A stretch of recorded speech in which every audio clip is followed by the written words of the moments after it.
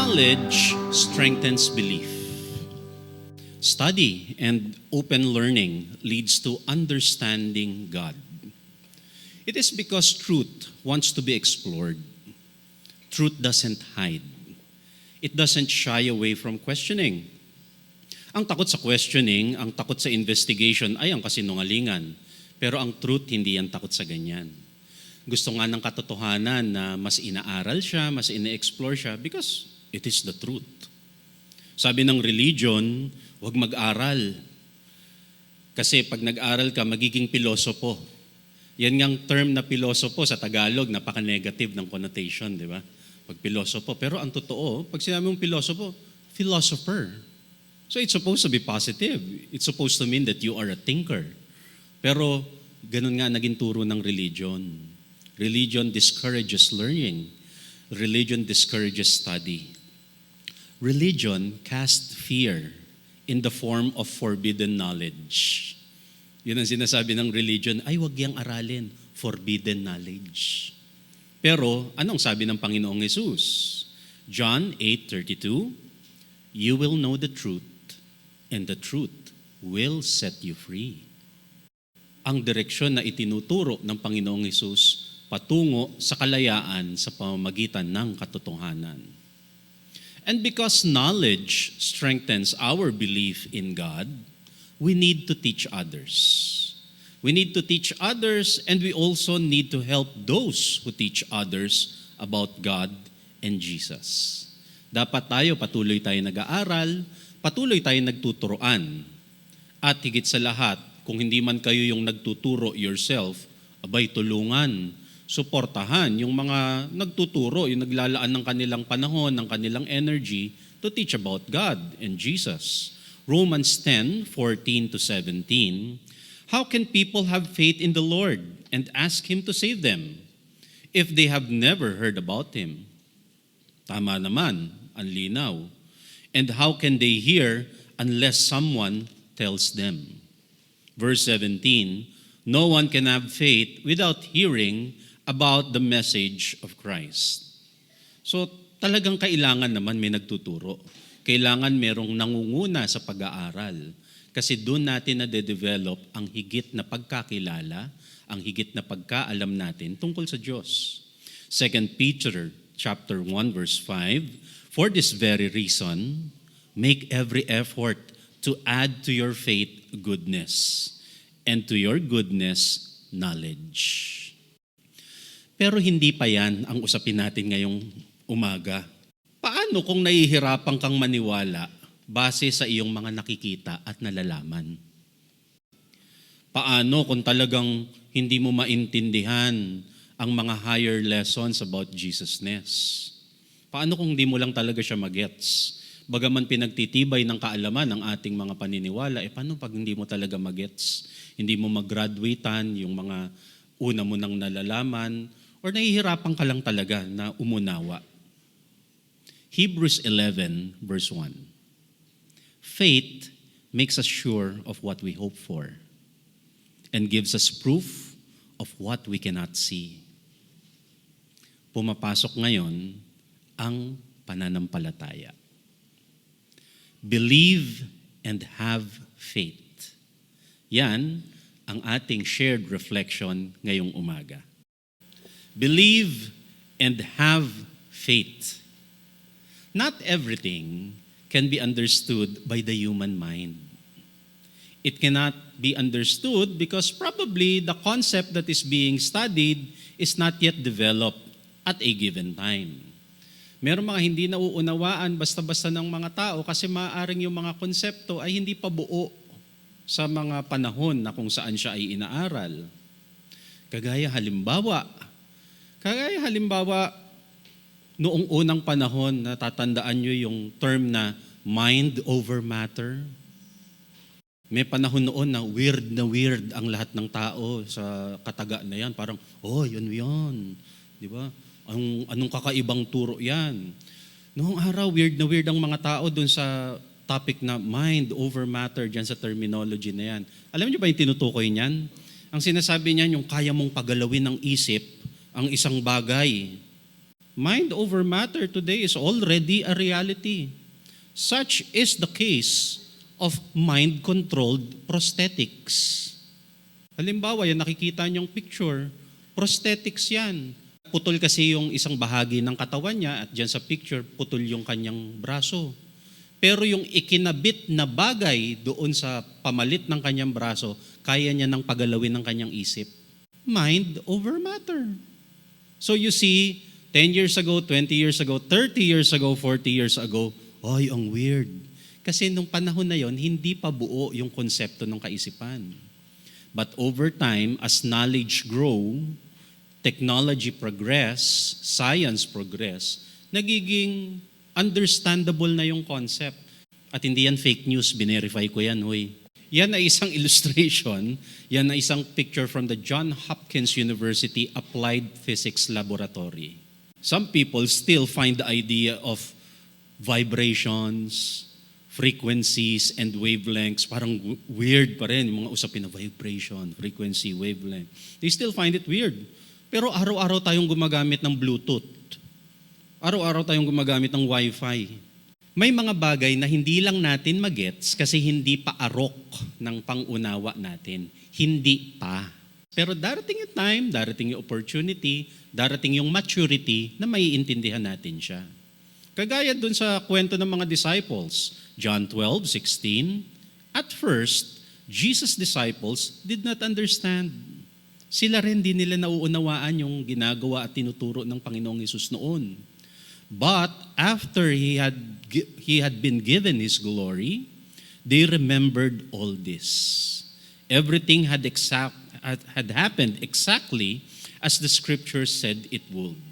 So nung una hindi nila nagigets, pero nung natapos na ang sacrifice ni Jesus, ipinakita niya na buhay siya, He's resurrected, and He continued this ministry beyond death. And upon returning to the Father, to the Most High God, nung nangyari na ang lahat ng yon, doon pa lang nila na pag-connect. So ang point nga, maari kasi na meron tayong hindi nauunawaan, hindi natin nagigets, kasi hindi pa develop yung ating pangunawa. The same can be said about our knowledge about God. We cannot understand everything about God, but it doesn't mean God is not real, right? Hindi pa lang natin siya maunawa.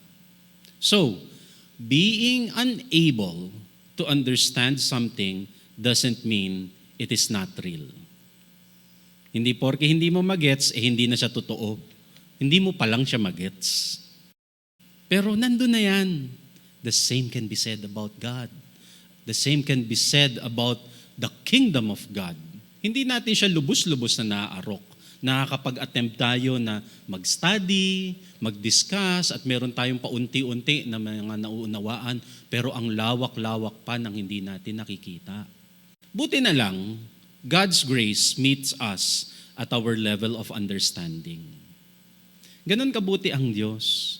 Hindi porke hindi natin naiintindihan ng lubos, hindi na tayo aabutin.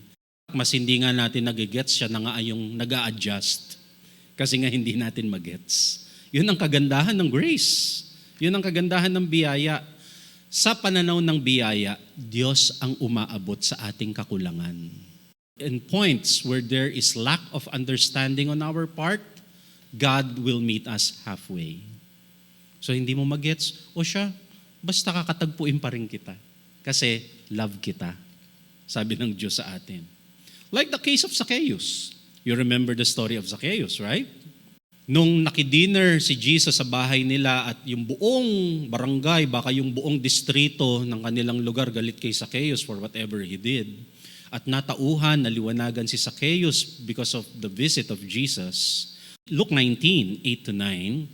Later that day, Zacchaeus stood up and said to the Lord, I will give half of my property to the poor, and I will now pay back 4 times as much to everyone I have ever cheated. Sana lahat all. Bakit ganun ang ginawa niya? Yun ay dahil yun ang nire-require ng Jewish law. Yun ang nire-require din ng Roman law nung panahon nila. Kaya sa pananaw ni Zacchaeus, Ito yung naliwanagan ko at this moment. Ito yung pangunawa ko. Susundin ko ang law. Bagaman ang ini-introduce, of course, si Jesus is a faith that is based on grace. Pero yung kasi yung kinagisnan niya, yun ang naunawaan niya. Jesus said to Zacchaeus, verse 9, "Today, you and your family have been saved because you are a true son of Abraham." Nakita niyo yung kabutihang loob ng Diyos. Ang Diyos ang nag-a-adjust. Maraming pag-a-adjust sa bawat isa sa atin ng Diyos para katagpuin tayo. Ganyan din yung case ni Martha. Sa kwento ni Martha, nung minsan sa kanilang istorya sa buhay, namatay si Lazarus, yung kapatid niya. 3 araw nang patay si Lazarus bago nakarating si Jesus. Nung dumating si Jesus, talagang patay na. Kasi nga nangangamoy na yung libingan, etc., etc. Patapos na nga yung lamayan. John 11:23-27. Jesus said to Martha, "Your brother will rise again."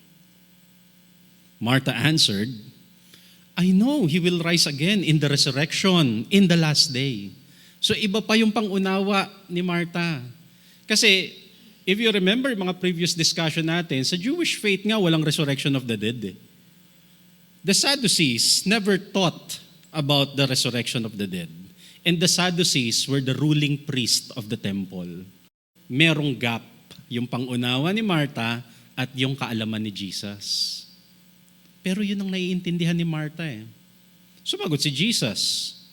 Verse 25, Jesus said to Martha, "I am the resurrection. I am the resurrection and the life. The one who believes in me will live, and even though they die. And whoever lives by believing in me will never die." Do you believe this? So tinanong bigla ni Jesus si Martha, "Do you believe in the resurrection? And I am the resurrection. I am sent by the Most High God, and I am the Messiah, etc., etc., etc. Do you believe this, Martha?" Maybe. Hindi mo. Di ba alam mo yung feeling ni Martha at that moment? Kasi nga nagbabangga yung kanilang kaalaman. Pero sabi ni Martha, "Yes, Lord."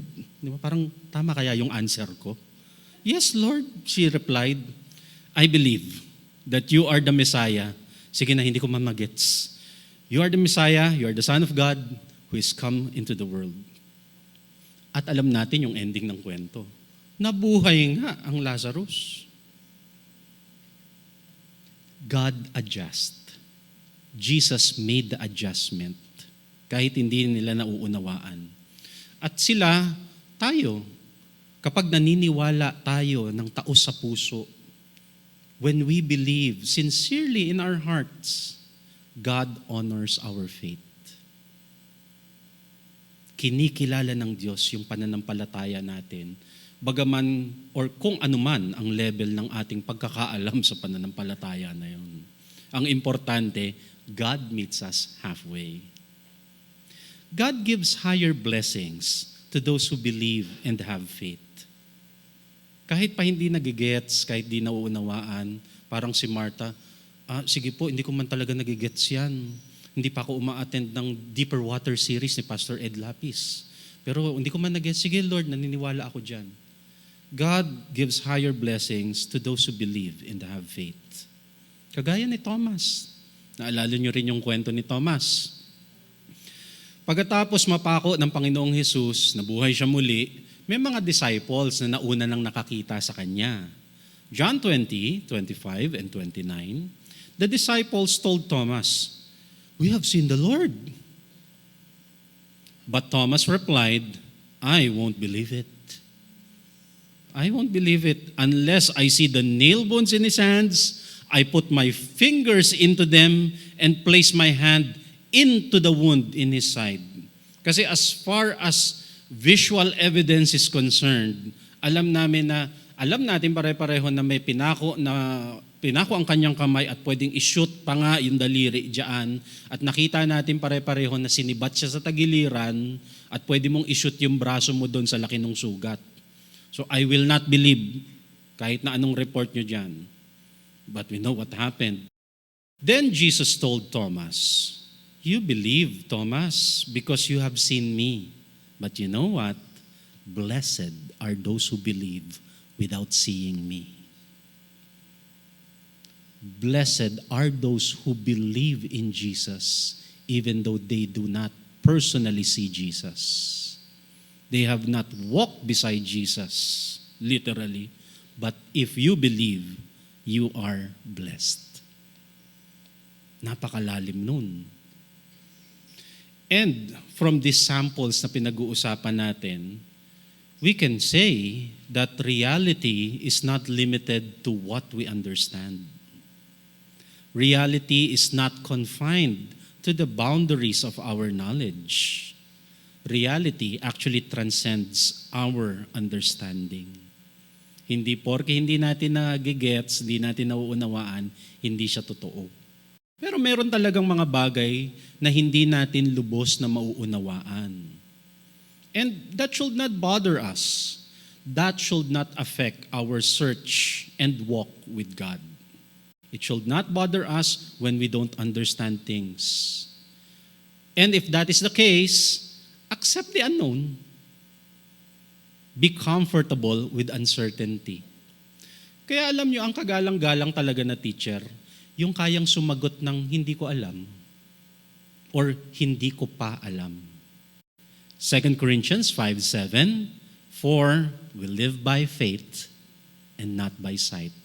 Kasi kung aasahan lang natin, nakikita natin, nauunawaan natin, kulang yan. Kailangan maniwala ka.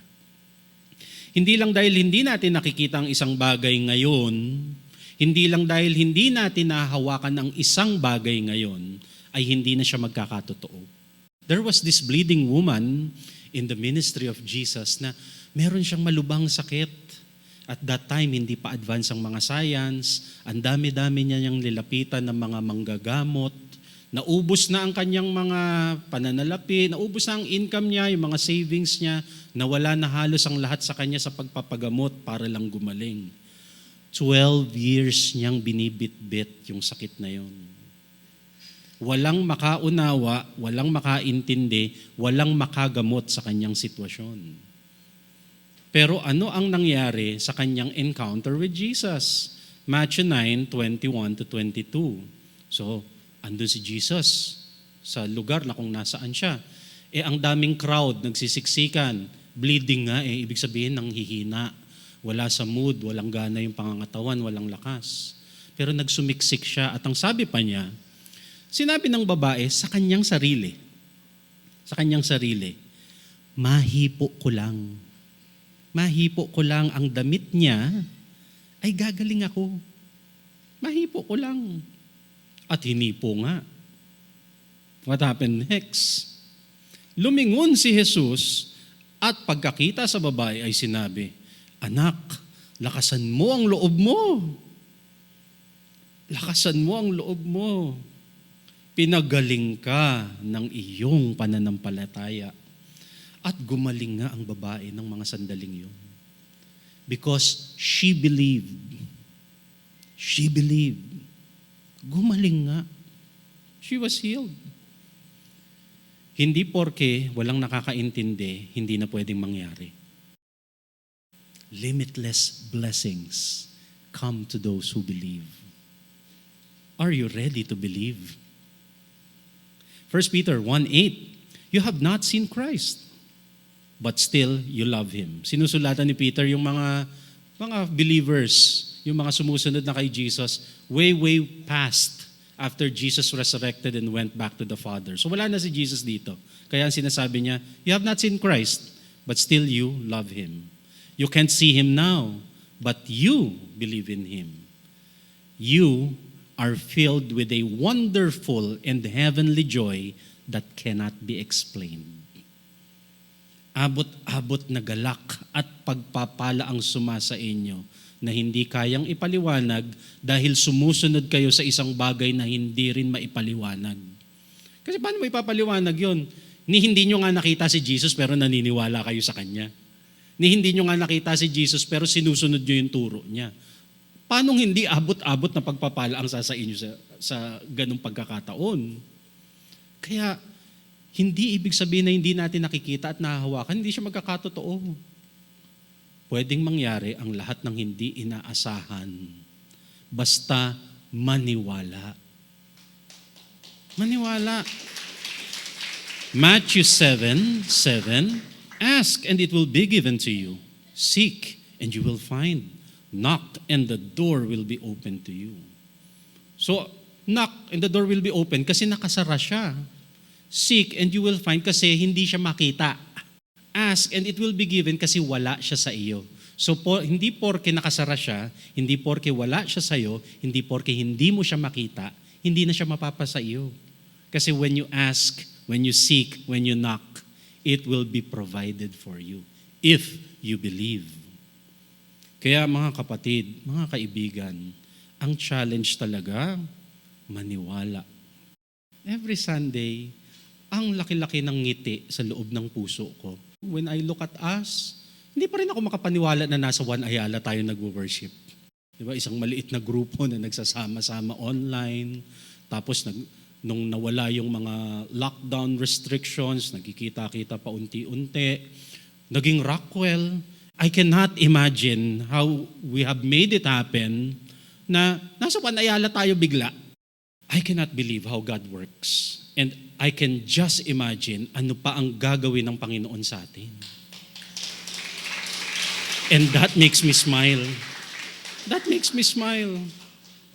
Mga kapatid, ang challenge sa bawat isa, know more about God so you can believe more deeply. God is a gracious God. Pinagpapala naman niya tayo kahit di natin siya lubos na nauunawaan. Pero hindi ibig sabihin na hindi na tayo magpapaunlad ng isip. Kaya nga, sige, study tayo ng study. Assemble tayo ng mga iba't ibang study sa iba't ibang lugar. Kasi we have to continue our search. We have to continue our asking, our knocking, para mas marami pang pagpapala ang dumaloy. Mas marami pa tayong ma-discover about the goodness of God. Hosea 6:3, let's do our best to know the Lord. His coming is as certain as the morning sun. He will refresh us like rain, renewing the earth, and in the springtime. And when we can't go further with knowledge, pagka hindi na natin masyadong mag-gets dahil limited yun na ating naunawaan, just believe.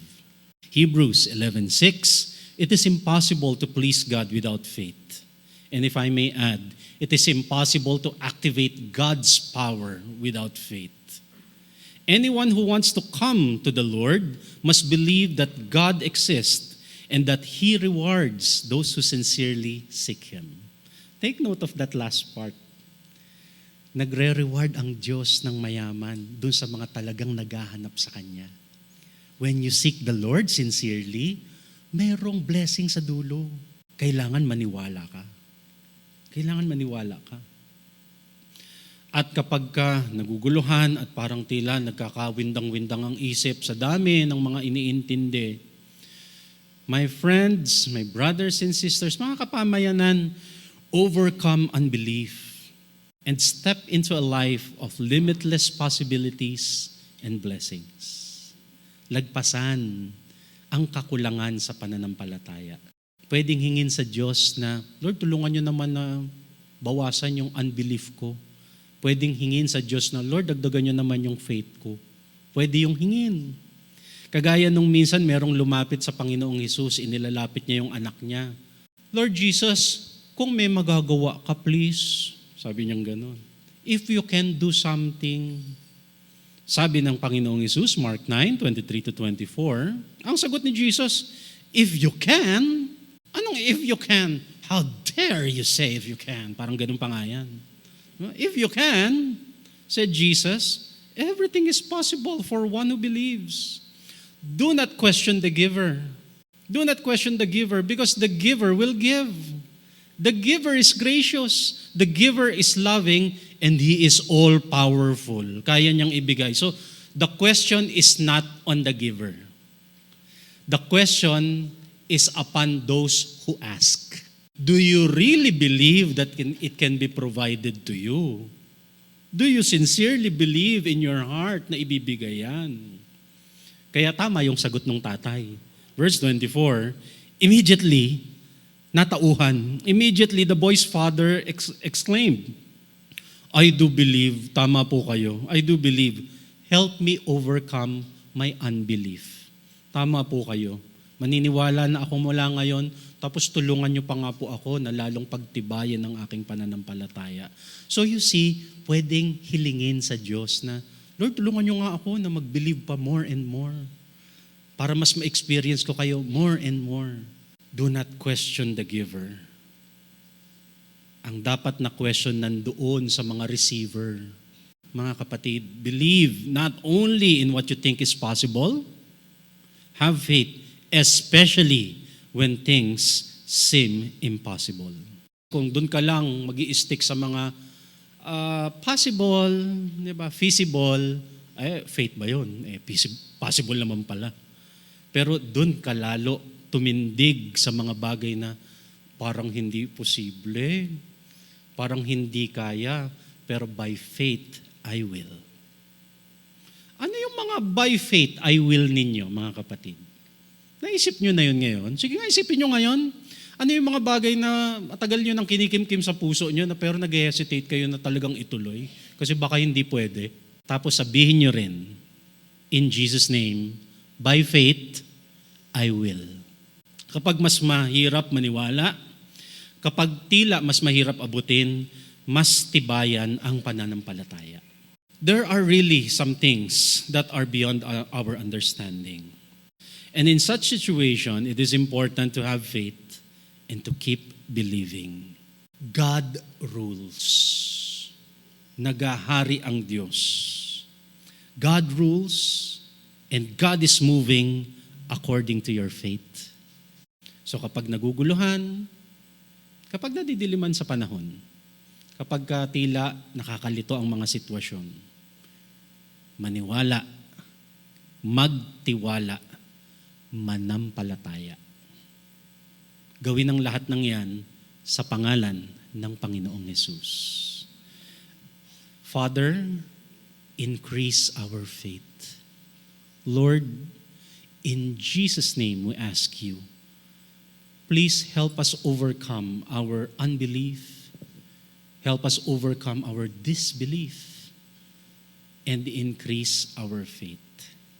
Turuan niyo po kaming tumaraw sa mas malayo pang mga bagay. Tulungan niyo po kaming makita ang mga magagandang bukas pa sa aming harapan kahit po nadidiliman ang aming mga mata. Lalo pa nga pag nadidiliman ang aming paningin. Buksan niyo po ang aming mga mata, ang aming mga puso para makita ang mga magagandang bagay na inilaan niyo para sa amin. At kami pong lahat, Panginoon, umaasa po kami. Sige nga po, Lord, pagpalain niyo nga po kami.